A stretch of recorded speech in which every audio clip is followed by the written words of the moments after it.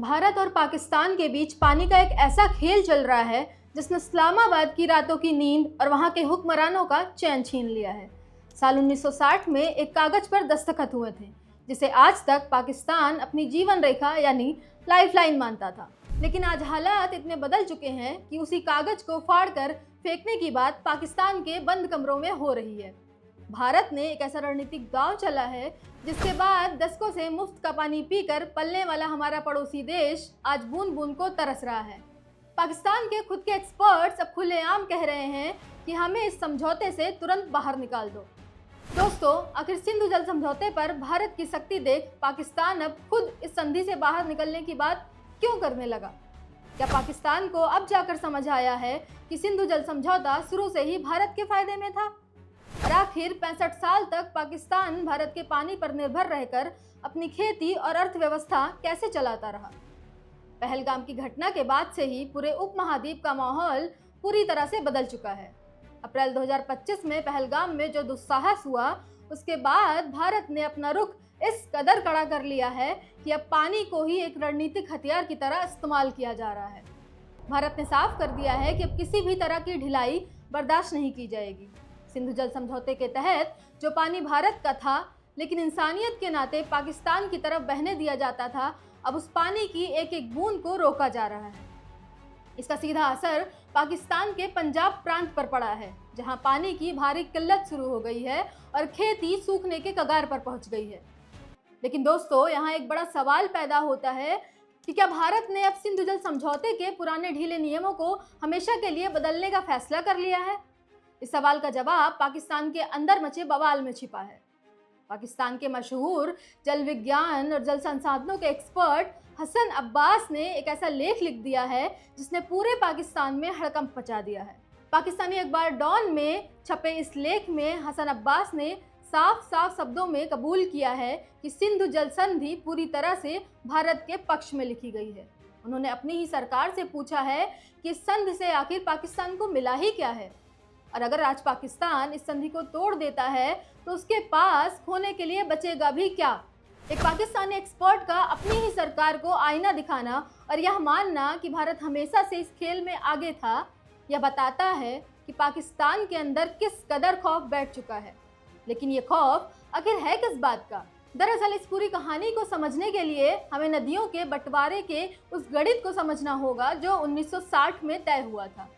इस समझौते के तहत कुल 6 नदियों को 2 हिस्सों में बांटा गया था, जिसमें से 3 पूर्वी नदियां यानी रावी, ब्यास और सतलुज और 3 पश्चिमी नदियां यानी सिंधु, झेलम और चिनाब। नियम के मुताबिक पूर्वी नदियों के पानी पर भारत का पूरा अधिकार तय हुआ, जबकि पश्चिमी नदियों का पानी पाकिस्तान के हिस्से में गया। लेकिन हसन अब्बास ने अपनी रिपोर्ट में एक बहुत बड़ा सच उगला है। उन्होंने बताया है कि 1948 में जब भारत ने पाकिस्तान के लिए सिंचाई नहरें बंद कर दी थी, तब पाकिस्तान के पसीने छूट गए थे। इसके बाद 1960 में जब समझौता हुआ, तब भी भारत ने पूर्वी नदियों पर अपना एकाधिकार नहीं छोड़ा। पाकिस्तान का हिस्सा इन 3 नदियों में बिल्कुल शून्य कर दिया गया। तो दोस्तों, क्या भारत अब रावी, ब्यास और सतलुज के हर बूंद पानी पर अपना नियंत्रण और ज़्यादा मजबूत करने जा रहा है? इसका सीधा सा जवाब है हाँ। भारत अपने हिस्से का एक भी लीटर पानी सीमा पार नहीं जाने देना चाहता। जो प्रोजेक्ट सालों से अटके पड़े थे, उन पर दिन रात काम चल रहा है। रावी नदी पर बने शाहपुर कंडी डैम जैसे प्रोजेक्ट्स अब इस बात का सबूत हैं कि भारत अब पानी की एक बूंद भी बर्बाद नहीं होने देगा। लेकिन पाकिस्तानी एक्सपर्ट्स का दर्द सिर्फ पूर्वी नदियों को लेकर नहीं है, उनका असली दर्द तो पश्चिमी नदियों को लेकर है। समझौते के तहत पश्चिमी नदियां पाकिस्तान को तो मिल गईं, लेकिन भारत को इन नदियों पर हाइड्रो पावर प्रोजेक्ट यानी पन बिजली परियोजनाएं बनाने का असीमित अधिकार मिल गया। इसका मतलब यह है कि पानी भले ही पाकिस्तान का हो, लेकिन उस पानी की रफ्तार और उसके बहाव पर लगाम कसने का रिमोट कंट्रोल भारत के ही हाथ में है। यहीं पर वो सबसे बड़ा राज खुलता है जिसे पाकिस्तान की आवाम से 65 सालों तक छिपा कर रखा गया कि आखिर पाकिस्तान को वही पानी क्यों मिलता रहा जिसे भारत इस्तेमाल नहीं कर सकता था। इस सवाल का जवाब भूगोल में छिपा है। दोस्तों, हसन अब्बास ने खुद माना है कि पश्चिमी नदियां ऊंचे ऊंचे पहाड़ों और घाटियों से होकर पाकिस्तान पहुंचती हैं। भारत के पास नदियों का जो इलाका है वो इतना पहाड़ी और दुर्गम है कि वहां पानी को मोड़ना या उसे बड़े पैमाने पर स्टोर करना व्यवहारिक रूप से संभव ही नहीं है। भारत को समझौते के तहत 3 मिलियन एकड़ फीट से ज़्यादा पानी स्टोर करने की इजाज़त है, लेकिन भारत ने ऐसा कभी नहीं किया क्योंकि भौगोलिक ढांचा इसकी इजाज़त कभी नहीं देता है। यानी भारत ने केवल वही पानी पाकिस्तान जाने दिया जिसे पहाड़ों की वजह से रोकना मुमकिन नहीं था। और दूसरी तरफ देखिए, पूर्वी नदियां समतल मैदानों से होकर गुजरती हैं। पंजाब के मैदानी इलाकों में पानी को मोड़ना, नहरें बनाना और उसे इस्तेमाल करना बेहद आसान है। दोस्तों, भारत ने पूर्वी नदियों का सारा पानी रोक लिया और अपनी खेती को चमका लिया। हसन अब्बास का यही रोना है कि भारत ने अपनी भौगोलिक स्थिति का पूरा फायदा उठाया और पाकिस्तान को सिर्फ वो पानी मिला जो भारत के किसी काम का नहीं था। अब ऐसे में एक सवाल हर किसी के दिमाग में हथौड़े की तरह बज रहा है कि क्या भारत आने वाले समय में पश्चिमी नदियों पर भी बड़े हाइड्रो प्रोजेक्ट बनाकर पाकिस्तान की टेंशन और बढ़ाने वाला है? बिल्कुल, भारत का अगला कदम यही है। पश्चिमी नदियों पर भारत के पास run of the river project बनाने का अधिकार है। इसका मतलब है कि भारत पानी को पूरी तरह से रोक तो नहीं सकता, लेकिन पानी के बहाव से बिजली जरूर बना सकता है। और जब आप नदी पर डैम बनाते हैं तो आप पानी के बहाव को कंट्रोल करते हैं। आप तय करते हैं कि पानी कब छोड़ना है और कब रोकना है। दोस्तों, अप्रैल 2025 के बाद भारत ने इसी अधिकार का पूरी ताकत से इस्तेमाल करना शुरू कर दिया है। पाकिस्तान का आरोप है कि भारत जानबूझकर खेती के समय पानी का बहाव धीमा कर देता है, जिससे उनके पंजाब प्रांत में फसलें सूख जाती हैं। तो क्या सिंधु जल समझौते पर भारत की नीति पाकिस्तान की खेती और अर्थव्यवस्था दोनों को हमेशा के लिए हिला सकती है? जवाब पूरी तरह से स्पष्ट है कि पाकिस्तान की पूरी अर्थव्यवस्था किसानी पर ही टिकी है और उनका 80% से ज़्यादा कृषि क्षेत्र इसी नदियों के पानी पर ही डिपेंडेंट है। पिछले 1 साल में भारत की सख्ती की वजह से पाकिस्तान के पंजाब प्रांत में गेहूं और कपास की खेती को भारी नुकसान पहुंचा है। किसान सड़कों पर है और इस्लामाबाद में बैठे सरकार के पास उन्हें देने के लिए कोई भी आंसर नहीं है। पाकिस्तान को अब समझ आ गया है कि पानी रोकना सिर्फ एक चेतावनी नहीं है, बल्कि यह भारत की एक नई आक्रामक कूटनीति है। भारत बिना सीमा पार किए, बिना कोई बड़ा सैन्य कदम उठाए और सिर्फ पानी के वॉल्व को टाइट करके पाकिस्तान की पूरी इकोनॉमी का दम घोट सकता है। लेकिन इस पूरी कहानी में सबसे दिलचस्प मोड़ तब आता है जब हम पाकिस्तान की बौखलाहट को देखते हैं कि आखिर दशकों तक पाकिस्तान भारत पर आरोप लगाता रहा कि भारत पानी चोरी कर रहा है, लेकिन अब अचानक से खुद पाकिस्तान के एक्सपर्ट इस संधि को ही छोड़ने की बात आखिर क्यों कर रहे हैं? आखिर पाकिस्तान के एक्सपर्ट खुद क्यों यह मान रहे हैं कि सिंधु जल संधि उनके लिए घाटे का सौदा थी? इसके पीछे एक बहुत बड़ी लीगल यानी कानूनी चाल छिपी है, जिसे समझना बेहद ज़रूरी है। पाकिस्तानी एक्सपर्ट हसन अब्बास का कहना है कि पाकिस्तान को इस समझौते से तुरंत बाहर आ जाना चाहिए। उनका तर्क है कि अगर समझौता टूट भी जाता है तो भी भारत रातों रात पहाड़ों को काटकर पश्चिमी नदियों का पानी नहीं रोक पाएगा। पानी ढलान की तरफ बहता है और भूगोल के हिसाब से वो पानी पाकिस्तान ही जाएगा।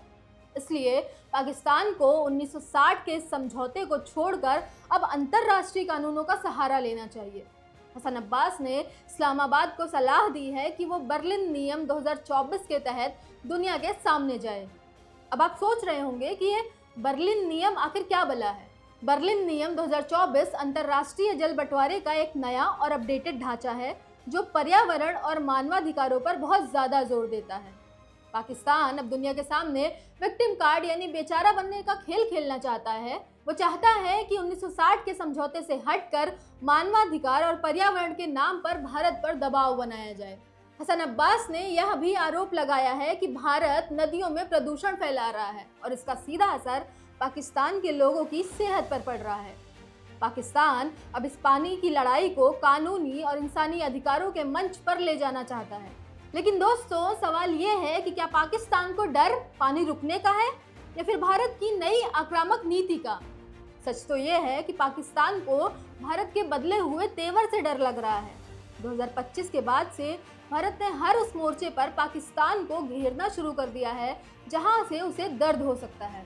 पानी उनमें से सबसे बड़ा हथियार है।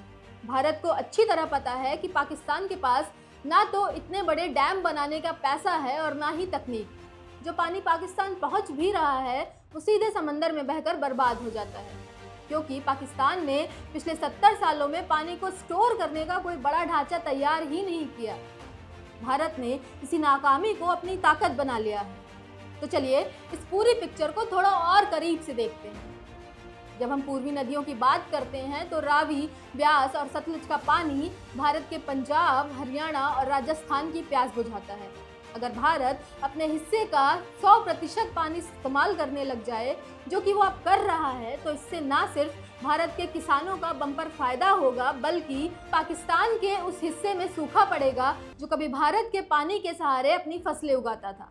पाकिस्तान की सबसे बड़ी गलती यह रही कि उसने यह मान लिया था कि भारत हमेशा एक सॉफ्ट स्टेट यानी नरम देश बना रहेगा। वो मानते थे कि भारत कभी भी पानी जैसे मुद्दे पर आक्रामक नहीं होगा। लेकिन आज जब भारत ने डैम के गेट टाइट कर दिए हैं तो पाकिस्तान को यह समझ नहीं आ रहा है कि वो जाए तो जाए कहाँ। भारत का यह कदम कोई रातों रात लिया गया फैसला नहीं था।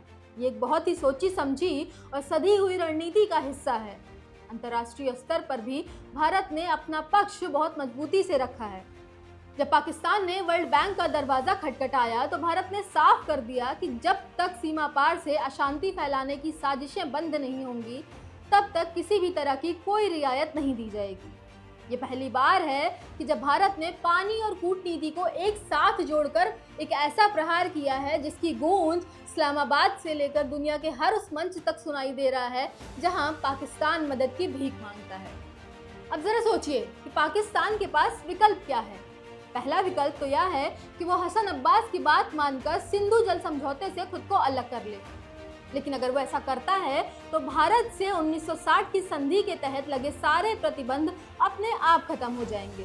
फिर भारत पश्चिमी नदियों पर बिना किसी रोक टोक के विशालकाय प्रोजेक्ट्स बना सकेगा, जिससे पाकिस्तान की परेशानी और 1000 गुना बढ़ जाएगी। दूसरा विकल्प यह है कि पाकिस्तान अंतर्राष्ट्रीय मंचों पर रोना रोता रहे, जिसका अब तक कोई खास असर नहीं हुआ है।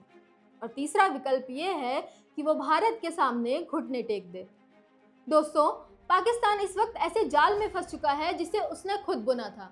वो 65 सालों तक जिस पानी के दम पर अकड़ता रहा, आज वही पानी उसकी सबसे बड़ी कमजोरी बन गया है। भारत ने बड़ी ही खामोशी से अपने इंफ्रास्ट्रक्चर को मजबूत किया, डैम बनाए, नहरों का जाल बिछाया और जब सही वक्त आया तो मास्टर स्ट्रोक खेल दिया। भारत की यह रणनीति भविष्य के लिए भी एक बहुत बड़ा संदेश है। यह संदेश उन सभी के लिए है जो सोचते हैं कि भारत की सहनशीलता उसकी कमजोरी है। आने वाले समय में यह लड़ाई और भी ज़्यादा दिलचस्प होने वाली है। क्या भारत कश्मीर में चिनाब और झेलम पर ऐसे मेगा प्रोजेक्ट्स की घोषणा करेगा जो पाकिस्तान के पंजाब को पूरी तरह से रेगिस्तान में बदल देंगे? क्या पाकिस्तान सच में इस संधि को तोड़ने की हिम्मत जुटा पाएगा या सिर्फ उनके एक्सपर्ट्स की खोखली धमकियां हैं? और सबसे बड़ा सवाल कि जब पाकिस्तान का किसान पानी के बिना सड़कों पर उतरेगा तो क्या इस्लामाबाद की सरकार अपना वजूद बचा पाएगी? दोस्तों, ये सिर्फ पानी की लड़ाई नहीं है, यह वर्चस्व और अस्तित्व की लड़ाई है। भारत ने साफ कर दिया है कि उसके संसाधनों पर पहला हक उसके अपने लोगों का है। अगर कोई देश हमारे खिलाफ साजिशें रचेगा तो उसे उसी की भाषा में जवाब मिलेगा। पानी कोई खैरात नहीं है जो मुफ्त में बांट दी जाए। आपको क्या लगता है कि क्या भारत को पश्चिमी नदियों का पानी भी पूरी तरह से अपने कंट्रोल में लेने के लिए और बड़े डैम बनाने चाहिए? क्या पाकिस्तान सच में सिंधु जल समझौते से बाहर निकलने की हिम्मत कर पाएगा? अपनी राय कमेंट बॉक्स में ज़रूर बताएं। धन्यवाद।